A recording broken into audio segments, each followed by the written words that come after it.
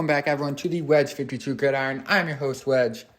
Today's episode will be the Week 7 NFL League-wide recap, where we will, I will give my thoughts on every single Week 7 matchup, some stats, some interesting things that I noted from each game.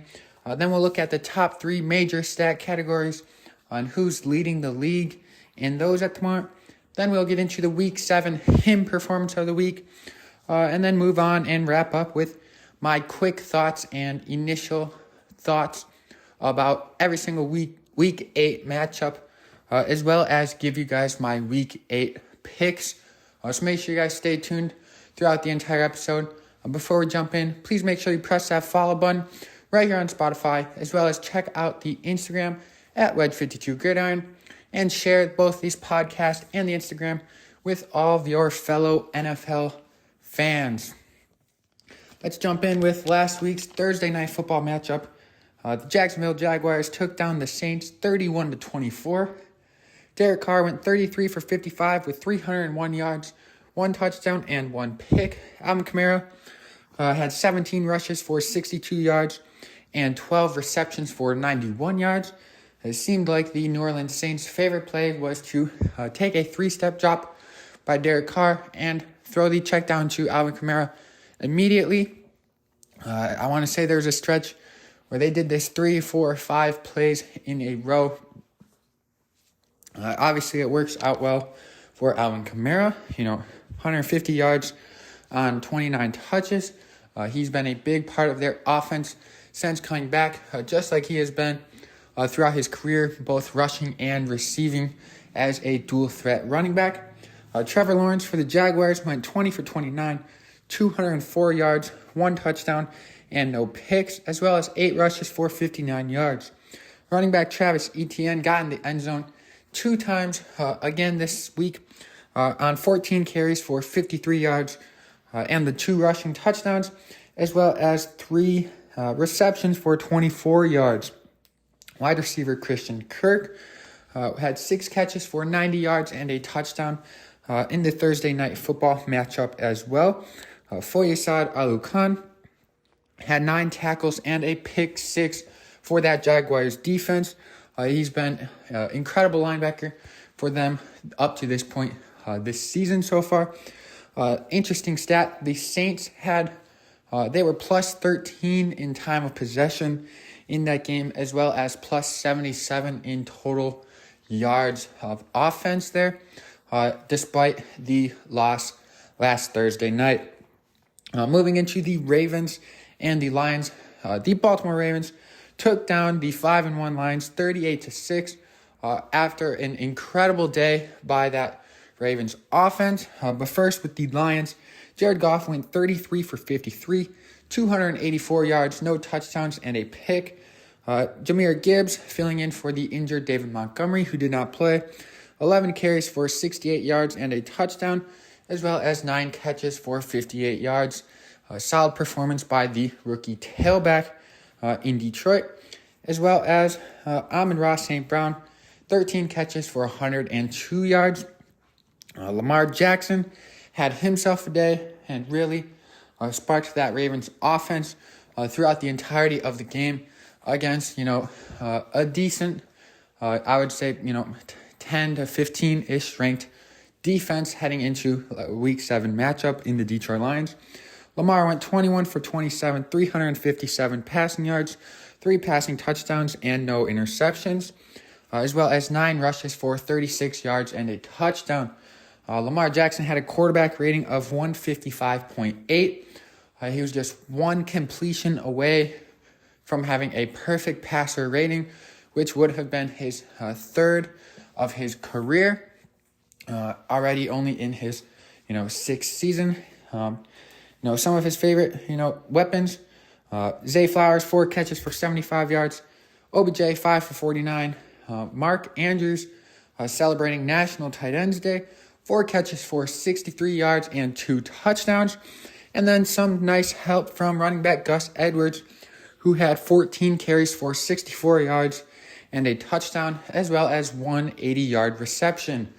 If you would like my full breakdown into the Baltimore Ravens versus Detroit Lions game. Please check out yesterday's episode where I fully broke into the Ravens' big victory against Detroit, as well as took a look into the Ravens at Cardinals Week 8 matchup. So make sure you guys check that out if you are interested in Ravens deep dives. Moving on to the next game, the Browns took down the Colts 39-38 on a Kareem Hunt touchdown. Very late in the game, I want to say 15 seconds or so were on the clock. Colts quarterback Gardner Minshew, 15 for 23, 305 yards, 2 touchdowns, and 1 interception. Jonathan Taylor finally had a solid day after, this couple games back now, third or fourth game back. Finally had his best game of the season so far.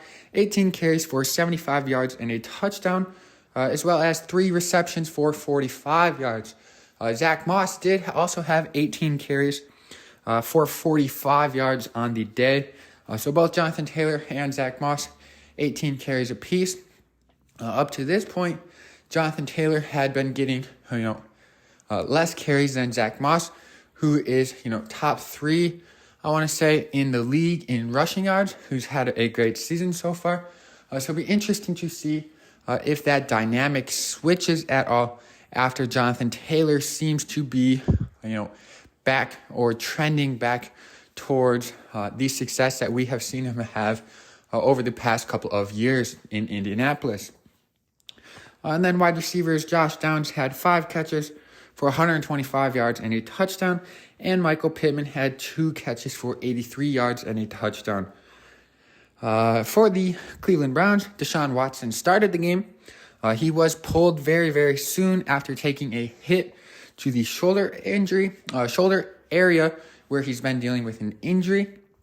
That head coach Kevin Stefanski decided to pull Watson rather than potentially, extending that injury, extending that recovery time after he just got back.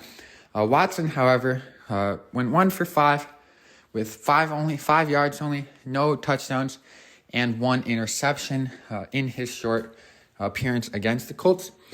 Quarterback P.J. Walker stepped in for him, went 15 for 32, 178 yards, no touchdowns, and an interception.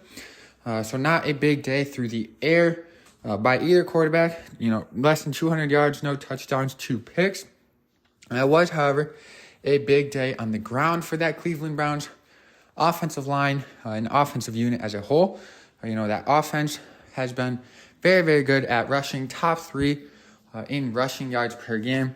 Rushing efficiency over the last, 4 or 5 seasons or so. They did it with the help of Jerome Ford, who had 11 carries for 74 yards and a touchdown, as well as Kareem Hunt, who had 10 carries for 31 yards and 2 touchdowns on the day. Defensive end superstar Myles Garrett had 9 tackles, 2 sacks, a forced fumble, as well as a blocked field goal on Sunday in the victory against the Indianapolis Colts. Moving to the Bills and the Patriots. The Patriots upset the Bills 29-25. Josh Allen went 27 for 41, 265 yards, 2 touchdowns, and an interception. His touchdown pass was to his favorite wide receiver, Stephon Diggs, who finished the day with 6 catches for 58 yards and that touchdown. On the other side of the ball, quarterback Mac Jones potentially had his best game of the season. He went 25 for 30, 272 yards, 2 touchdowns, and no interceptions. While running back Ezekiel Elliott had 11 carries for 31 yards and a touchdown. And then wide receiver Kendrick Bourne had 6 catches for 63 yards and a touchdown. And celebrating National Tight Ends Day, tight end Mike Gesicki for the Patriots. 1 or 2 catches only for 5 total yards. Doesn't matter. He scored the game-winning touchdown off of that with just 15 seconds remaining in the game to solidify the Patriots' upset against the Buffalo Bills. Moving to the Raiders and the Bears, this was a battle of the backup quarterbacks. Battle of the backup quarterback for the Raiders, who started Brian Hoyer, He went 17 for 32, 129 yards, no touchdowns, 2 interceptions. He was benched, I believe, in the fourth quarter for rookie Aiden O'Connell, who went 10 for 13, 75 yards, 1 touchdown, and 1 interception as well. Running back Josh Jacobs, 11 carries for just 35 yards, and Devontae Adams, 7 catches for just 50 yards. On the Bears side of the ball, rookie quarterback Tyson Bagent, and 21 for 29, 162 yards, 1 touchdown, and no interceptions. Decent day for him. He got a lot of help from running back Dante Foreman, who had himself quite a spectacular day. 16 rushes for 89 yards and 2 touchdowns, as well as 3 catches for 31 yards and a touchdown. And then defensive back Jalen Johnson for the Chicago Bears. 3 tackles, 2 interceptions, one of which he returned for a pick 6 against those Raiders. Bad day for that Raiders offense as a whole, who struggled against, a poor Chicago defense. Moving to the Commanders and Giants game, the Commanders lost to the Giants 7-14 in their Sunday Week 7 matchup. Quarterback Sam Howell, 22 for 42, 249 yards, no touchdowns, and 1 interception. Running back Brian Robinson, 8 carries for 23 yards and a touchdown. And then Terry McLaurin for the Commanders, 6 catches for 90 yards. That poor, Washington offensive line allowed 6 sacks to the Giants defense. Quarterback Sam Howell has been having a decent season. Does not help. Sam Howell is the most sacked quarterback in the league at the moment. He's on pace to shatter the record for a quarterback, most times sacked in a season. I believe he's on pace to be out-sacked and break that record by 30-something sacks, something like that. So that Commanders offensive line is struggling brutally and definitely could use some help if they want to, try and improve or take advantage of, being a decent team this year. They're definitely not a great team, probably not a contender, most likely, won't make the playoffs, but they have shown decent capabilities throughout this year, and the offensive line has continued to hurt them and, likely lost them some games due to the amount of sacks that they are giving up. For the Giants, Tyrod Taylor did start again in place of Daniel Jones, who's dealing with a neck injury. I've seen is potential for him to return this upcoming week in their next game, but more on that in a little bit. Tyrod Taylor went 18 for 29, 279 yards, 2 touchdowns, and no interceptions, as well as 8 carries for 25 yards. A good day for him, as well as good day for his running back, Saquon Barkley, who went 21 for 77, 3 catches for 41 yards, and a touchdown. So good day for him, as well as good day for tight end Darren Waller, celebrating National Tight Ends Day, 7 receptions for 98 yards and a touchdown. And rookie wide receiver had a nice catch down the sideline. Jalen Hyatt, he had 2 catches for 75 yards. For that Falcons and Buccaneers game down in Tampa, Florida, the Falcons came out on top 16-13. That was a very tightly fought divisional game. Baker Mayfield struggled just a little bit. 27 for 42, 275 yards, 1 touchdown, 1 interception, as well as 3 rushes for 32 yards. Wide receiver Mike Evans, 6 catches for 82 yards and a touchdown, as well as wide receiver Chris Godwin, 6 catches for 66 yards. Desmond Ridder continued to be solid after struggling much of the early season. Had a solid week last week, as well as a solid week 7 this past Sunday. He had 19 for 25 completions, 250 yards, no touchdowns, no interceptions, passing, as well as 6 carries for 38 yards and a touchdown on the ground. The Atlanta Falcons scored 16 points in their victory with the help of kicker Younghoe Koo, who went 3 for 3 field goals, as well as a successful extra point on that Desmond Ridder touchdown. Over in Seattle, the Seahawks took down the Cardinals 20-10. Quarterback Josh Dobbs went 19 for 33, 146 yards, no touchdowns, no interceptions through the air, as well as 7 rushes for 43 yards and a touchdown. While Seahawks quarterback Geno Smith, 18 for 24, 214 yards, 2 touchdowns, and an interception. Kenneth Walker, second-year tailback, continued to have himself a season, with a great day. 26 carries for 105 yards. Kenneth Walker has been very consistent this season and is potentially one of the top 5 running backs in the league this season. I haven't, made my list. I haven't made 2023 season positional power rankings or anything like that. But week in and week out, Kenneth Walker is putting up some sort of good numbers, whether that be yards and or touchdowns. And then rookie wide receiver Jackson Smith-Njigba, 4 catches for 63 yards and his first career touchdown. Just shortly after I was talking about the Seahawks trio of wide receivers underperforming, JSN goes out and gets his first career NFL touchdown. So congrats to him. Wide receiver DK Metcalf was inactive on Sunday against the Arizona Cardinals with an injury. That was his first game missed of his NFL career. He is in his 5th season.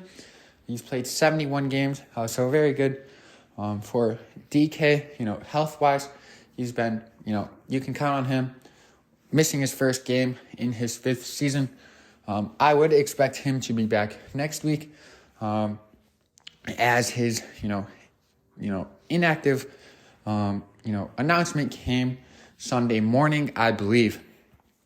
And then for that Steelers and Rams game, this game could have went both ways. It was a very good matchup between two teams who, on paper, don't look like they have much of a chance in a lot of games, but both of these teams have outplayed that expectation so far this season, especially those Pittsburgh Steelers who found a way to win this one.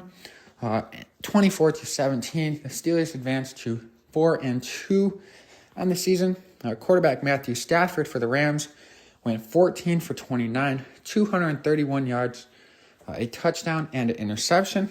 Running back by committee for the Rams after some injuries to Kyren Williams. They traded away Cam Akers, obviously, a few weeks ago. Royce Freeman, 12 carries for 66 yards. And Darrell Henderson, 18 carries for 61 yards and a touchdown. Rookie wide receiver Puka Nacua continued to show out, having an excellent rookie campaign. I believe he's 3rd in the league in receiving yards as a rookie, and he was like a 5th or 6th round draft pick. Excellent pick by the Rams. Excellent job by that Rams offense and Matthew Stafford, utilizing the talent that they saw in Puka. He had 8 catches for 154 yards on Sunday. Kenny Pickett, Steelers quarterback, 17 for 25, 230 yards, no touchdowns and no interceptions, as well as 8 carries for 0 yards, but a rushing touchdown. Running backs, Najee Harris, 14 carries for 53 yards and a touchdown. And running back Jaylen Warren, 6 carries for 32 yards and a touchdown, while wide receiver George Pickens had 5 catches for 107 yards. So the Steelers take down the Rams 24-17. Over in Denver, the Packers lost to the Broncos 17-19. Jordan Love, 21 for 31 on the day, 180 yards, 2 passing touchdowns, 1 interception, as well as 3 carries for 21 yards. That interception came on, the Packers' last attempt to get into scoring range for the Packers there in Denver. This is the second week in a row that Jordan Love threw an interception on the Packers' final offensive drive, where they had a chance to get into scoring position with a comeback drive. 2 weeks in a row now, Jordan Love has thrown a pick in that opportunity, in that scenario. Running back A.J. Dillon, 15 carries for 61 yards, as well as 2 catches for 34 yards. And wide receiver Romeo Doubs, 2 catches for 30 yards and a touchdown. On the other side of the game, Russell Wilson, 20 completions out of 29 attempts, 194 yards, 1 touchdown, and no interception. Running back Javonte Williams, 15 carries for 82 yards on the day. And then a nice game by wide receiver Courtland Sutton, who has struggled just a little bit up to this point this season. 6 catches for 76 yards and a touchdown on the day in Denver, who got themselves a much-needed win, although it may be too late for the Denver Broncos in terms of a playoff spot in the heavily contested AFC, especially their division with the Chiefs, clear-cut favorites. And then after that, kind of disappointing season from the Chargers and Broncos, and then the Raiders as well, struggling, but the expectations, I would say, were not quite as high for the Raiders heading into this season. Raiders have also been dealing with some quarterback injury situations. So, moving on to the, a couple of those teams just mentioned, the Chargers lost to the Chiefs in Kansas City, 17-31. Quarterback Justin Herbert, 17 for 30, 259 yards, 1 touchdown, and 2 interceptions on the day. Running back Joshua Kelly, 7 carries for 75 yards and a touchdown. And then wide receiver Palmer, 5 catches for 133 yards, was the leading receiver for the Los Angeles Chargers in the loss to the Chiefs. Patrick Mahomes continued to dominate that AFC West division. Throughout his career as a starter, I want to say Mahomes has either lost 1 or 0 games to the AFC West. Absolutely incredible. Patrick Mahomes, 32 for 42 on Sunday, 424 yards, 4 touchdowns, and an interception, as well as 4 rushes for 29 yards. He found his main man throughout his career, Travis Kelce, celebrating National Tight Ends Day with 12 catches for 179 yards and a touchdown, as well as wide receiver Marquez Valdes-Scantling had a good day with 3 catches for 84 yards and a touchdown. The Chiefs have really turned it around. They lost week 1 to the Detroit Lions, who are a very solid team. But then since then, they have not lost. The Chiefs have the best record in football, tied for the best with the Eagles, I believe. The Eagles, I believe, only have that 1 loss so far. But Chiefs, Mahomes, Kelce, turning it around, potentially the best team in football yet again, despite all the odds going against them, or them continuing.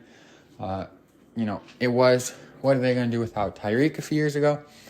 This year it was, what are they going to do without any receivers? Really, it doesn't matter.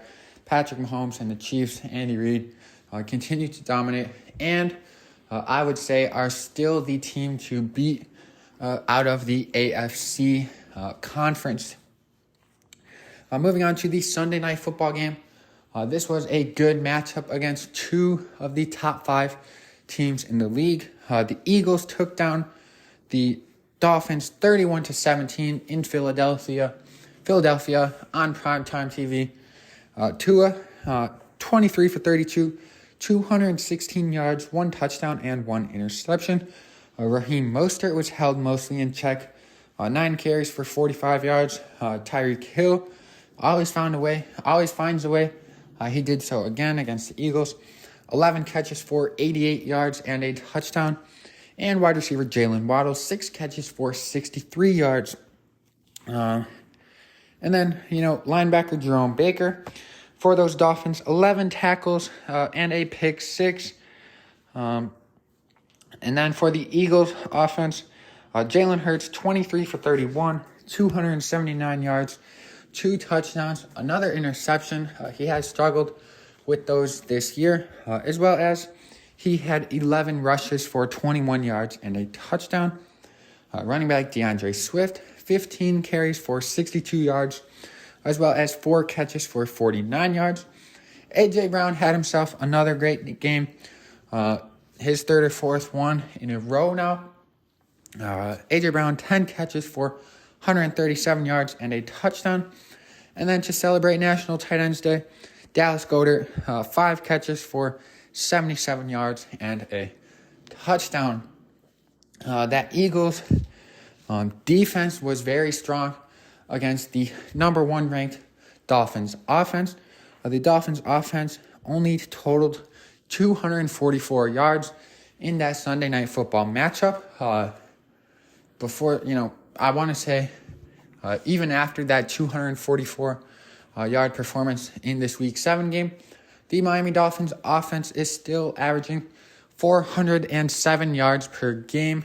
So for the Eagles to hold them to, almost half of that, great overall performance by that Eagles defense in prime time, as well as picking Tua off. So good by them. And then the Monday Night Football matchup, the Minnesota Vikings at home upset the San Francisco 49ers 22-17. Brock Purdy, 21 for 30, 272 yards, a touchdown, and 2 interceptions, as well as 5 carries for 19 yards. Christian McCaffrey continues to dominate in the rushing and receiving. Probably the best running back in the league this year. It's got to be him or Raheem Mostert, potentially Devon Achane before he got injured. CMC, 15 carries for 45 yards and a touchdown, as well as 3 catches for 51 yards and a touchdown. So another 100 yards and 2 touchdowns for him. And then George Kittle had a nice showing for National Tight Ends Day. Monday, National Tight Ends Weekend, yada, yada. 5 catches for 78 yards for Mr. Kittle in the loss to Minnesota. Kirk Cousins, having himself a very slept-on year. Kirk Cousins has been doing his part significantly throughout the entire season. Monday night, he went 35 for 45, 378 yards, 2 touchdowns, and an interception. Tight end T.J. Hawkinson, 11 catches for 86 yards. A good day for him to celebrate. And then rookie wide receiver Jordan Addison, continuing to ball out, 7 catches for 123 yards and 2 touchdowns. If I had to do rookie wide receiver power rankings off the top of my head, I would put Puka Nacua number 1, Jordan Addison number 2, Zay Flowers number 3.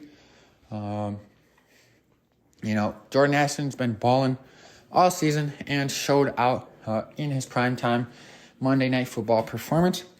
And then safety for the Minnesota Vikings really helped out that defense, really helped slow down that 49ers offense as much as possible with his 9 tackles and 2 interceptions on the night.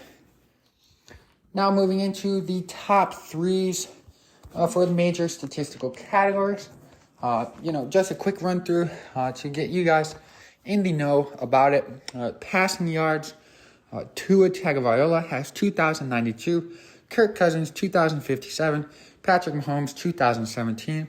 Passing touchdowns, Kirk Cousins 16, Pat Mahomes, Josh Allen, and Tua Tagovailoa have 15. Rushing yards, Christian McCaffrey, 598 yards. Zach Moss, 523 yards. DeAndre Swift, 514 yards. Rushing touchdowns, Raheem Mostert, 9. Christian McCaffrey, 8. And Travis Etienne, 7. Receiving yards, Tyreek Hill, 902. A.J. Brown, 809. Puka Nacua, 752. Receiving touchdowns, Tyreek Hill also leads there with 7. Jordan Addison and Stephon Diggs both have 6. For tackles, Zaire Franklin, 88 tackles. Foyesade Olakun, 81 tackles. And Roquan Smith, 71 tackles. Interceptions, Ravens safety Geno Stone leads the league with 4, while 7 players have 3 each. And then the last one here I got for you guys, sacks. Daniel Hunter has 9, TJ Watt has 8, and Myles Garrett has 7.5. So those are the main leaders for the top 3 major statistical categories, which that leads us into the Week 7 him performance of the week. This week's candidates, names, players that were, thought about in terms of consideration for the him performance of the week.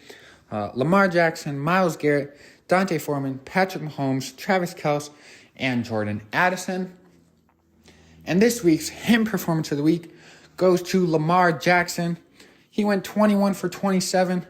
That is good for 77.8% completion percentage, 357 passing yards, 3 passing touchdowns, no interceptions, 9 rushes for 36 yards, and a rushing touchdown. He was just 1 completion away from a perfect passer rating. Lamar Jackson got out of some incredible pocket collapses on Sunday against a solid, top 10 to 15 ranked Detroit Lions in a statement game from the Baltimore Ravens offense. Congratulations to Lamar Jackson on being the him performance of the week 7. Now that, wraps up all my week 7 thoughts, stats, him performance. And now moving on to the week 8 matchups. I'll run through every single matchup. No teams have a bye this week, which means we get a full slate of 16 NFL games starting on Thursday night. With these, I'll just be giving my quick initial thoughts. I don't have many notes. It's just off the top of my head. What I'm thinking, what I'm looking at, and maybe 1 or 2 things to look at if you're going to be watching any of these games. Leading off with the Thursday night matchup, the Bucs at the Bills. The Buccaneers just lost a tough one to divisional rival Atlanta Falcons, while the Bills also lost one to one of their division rivals in the New England Patriots. The Buffalo Bills have lost 2 games to teams that they have no business losing to. Both times they have bounced back. They have also played very well against those Miami Dolphins, beating them by 28 points, I believe. Expect a bounce back type of game from the Buffalo Bills in terms of, taking a beat down to the Tampa Bay Buccaneers. Jaguars take on the Steelers. This will be an interesting matchup. Both teams have 2 losses. Jaguars are sitting at 5-2, while the Steelers are sitting at 4-2. Statistically, both of these teams are very mid in terms of offense and defensive numbers, but they are finding a way to win ball games. The Jaguars are on a 4-game winning streak. Something to note there. The Jets take on the Giants. Giants are technically home. It's not, they play at the same stadium. Y'all know that. Both these teams are bad. Daniel Jones potentially returning from that neck injury. Last I saw, he is considered day-to-day. That New York Jets defense has been very solid and has kept them in some ball games and won them some ball games, i.e. against the Philadelphia Eagles. The Texans head to Carolina to take on the only winless team in the NFL, the Carolina Panthers. C.J. Stroud looks to continue his, great rookie season after the bye week for the Houston Texans. And then the Patriots take on the Dolphins. The Patriots obviously coming off that big-time win against the Buffalo Bills, where they took it down to the wire and got that Mike Gesicki touchdown to win it. Mac Jones probably the best game of his season after being, the previous week he played through. But prior to that, getting benched 2 games in a row. It'll be interesting to see what kind of Mac Jones comes out this week, as well as it'll be interesting to see what kind of Dolphins team comes out. Patriots, luckily for the Dolphins, do not have a winning record, as the Dolphins have lost both games they have played against teams with winning records, that being the Buffalo Bills and the Philadelphia Eagles. We'll see what the Dolphins do. They should be able to handle business against the Patriots, but it will be interesting to see. The Falcons head to Nashville to play the Tennessee Titans. The Falcons have a very sneaky, strong defense, top 10, I would say, in most statistical categories. Very sneakily, I would say a top 10 defense. Who have they played that's been, an incredible offensive force? Probably just the Detroit Lions. They have a top 3, before this past week, top 3 offense in most categories. I would probably say they still have a top 5, to top 7 offense in most categories. Falcons held them to, I want to say, 20 points. So a very sneaky defense for the Atlanta Falcons, which has kept them in some games. I believe the Falcons are now 4-3. As well as that Tennessee offense is struggling mightily. Part of that is, the quarterback situation. Ryan Tannehill has been very up and down this season. But there's definitely more to it than that. The Tennessee offense is very bad.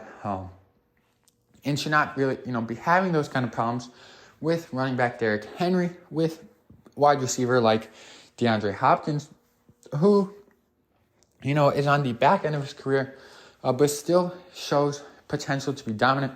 I want to say he's had a couple 100-yard games already this year. The Titans offense has no reason to be, bottom 5 like they have been up to this point in the 2023 campaign.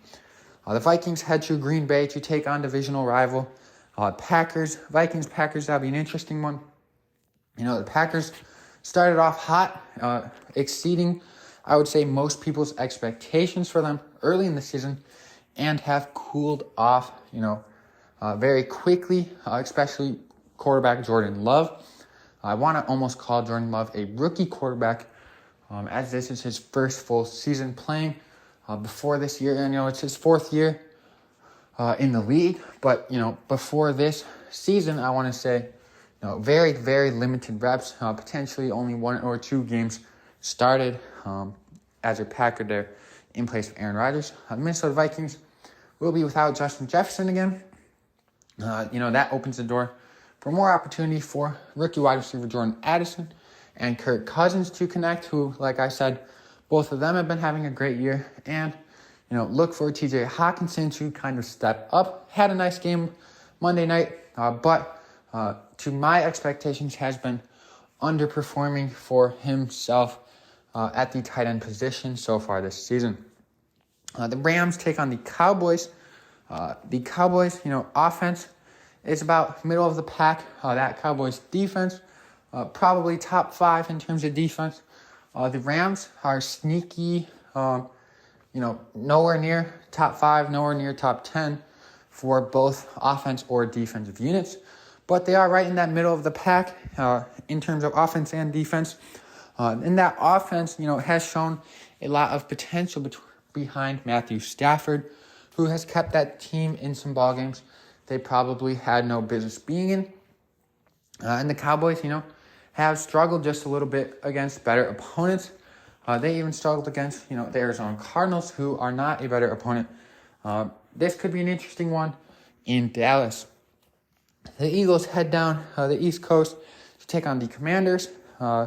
Eagles coming off the big-time win over the Dolphins. And the Commanders are struggling against everyone really, but that offensive line is struggling heavy. The Philadelphia Eagles have a incredible front seven, incredible defense overall. I would expect Hassan Reddick and his fellow running mates to eat up that Washington Commanders offensive line. I would not be surprised if the Eagles push close to 10 sacks in this game. Although the last matchup between the Eagles and Commanders was a very close one, did come to the wire, and I want to say even went into overtime before the Eagles took them down. I would be surprised if the Eagles let that happen again. The Saints take on the Colts in Indianapolis. The Saints have been struggling the past couple of weeks, while the Colts have looked solid since Anthony Richardson has went down. Jonathan Taylor finally showed back out. Be interesting to see if he continues that trend, towards a return to his dominance in Indianapolis this week. The Browns take on the Seahawks. I have not seen any reports on Deshaun Watson's status and if he will be playing in this game, if he will be suiting up, or if it will be P.J. Walker yet again. That Seahawks team, in terms of health, major pieces I think are healthy. Not 100% sure. I know DK, missed last week. I would expect him to play this week, but we will see how that develops in terms of both of those injuries. The Browns have been playing above expectations, even with different quarterbacks, 3 different quarterbacks starting a game already this season for the Cleveland Browns. Still able to exceed expectations, mostly behind that defense, who is top 2 or 3 in the league. The Seattle Seahawks have been up and down in terms of their production and playing capabilities this season. Like I said, the Ravens head to Arizona to take on the Cardinals. Should be a nice matchup for the Ravens, who can hopefully continue with that offensive production that we saw last week. If you want a full deep dive into my Ravens and Cardinals matchup, please check out yesterday's episode where I do a full analysis as well as Ravens' keys to success for their Week 8 matchup. Check that one out if you are interested there. And then the Chiefs take on the Broncos in another divisional game for the Chiefs. Back-to-back for them there. This one's in Denver. I do not believe Patrick Mahomes has ever lost to the Broncos. The Broncos are struggling this year, especially that defense, one of the worst in the league, if not the worst. Got to be, bottom 3 defenses. Patrick Mahomes, I would expect to chew up that defense yet again. Good matchup with the Bengals and 49ers in Week 8. This one will be a good game. I'm hoping, I would predict it will be a good game. 2 teams that, have the potential to be one of the best in the league. That Bengals team has been struggling mightily. They've turned it around. They've got a few W's the past couple of weeks. But that Bengals offense is potentially bottom 5. They are bottom 5 in most major statistical categories. And then the 49ers, they started off 5-0, best record in the league, and now have lost 2 games back-to-back against the Minnesota Vikings and those Cleveland Browns that we were just talking about. So it'll be interesting to see if they are able to bounce back this week against the Cincinnati Bengals. Almost done here. Sunday Night Football. Bears are heading to LA to take on the Chargers. The Chargers coming off a tough loss to the Kansas City Chiefs in a game where they did not play horrible. Justin Herbert did throw 2 interceptions, if I'm remembering correctly. I know he threw at least one. Herbert, I want to say, has the most interceptions in the fourth quarter throughout, since Herbert's been in the league. So definitely something there that Justin Herbert needs to clean up. And then the Bears, be interesting to see if Tyson Badgett gets the start or if Justin Fields and that thumb injury will be healed up enough to go. Either way, Fields or Bagent, I wouldn't expect it to have too much of a difference on the game. Fields is obviously much better than Tyson Bagent. Maybe not so obvious anymore, but I think Fields definitely gives the Bears a better chance to win. But even with Fields in there and Fields healthy, the Bears were struggling quite a bit in this season so far. And then Monday Night Football, the Raiders are in Detroit to take on the Lions. The Raiders are struggling. I do not know Jimmy Garoppolo's status. He is dealing with that back injury that he suffered a couple of weeks ago. That led to him, going to the hospital. It wasn't, ruled serious. I don't think no surgery, anything like that. But they are being cautious with the back injury as it is a very sensitive and long-term effect, injury, positioning on your body. Don't want to mess with the back too much in terms of pushing through pain. Detroit Lions are looking for a bounce-back game against the Raiders team, who are struggling. A team that the Detroit Lions could very easily bounce back on, kind of get their confidence, get their stride back, especially on that offensive side of the ball after being shut down by the Ravens defense, who is, probably top 3 in the league. But Detroit Lions, if they want to prove they're legit, going to have to work back towards that top 3, top 5 offensive protection, especially against, once they start playing defenses that are better than the Raiders defense as the season progresses. So we're almost done here with this episode. All we have left is my Week 8 picks. Week 7, I struggled, went 6-7. My worst week of the season. My only week that I've been under 500 so far this season. I'm still sitting at 70-36, which is very good in my opinion. Good for a 660 success percentage, win percentage, whatever you want to call it, in my weekly picks. Here we go with Week 8 picks.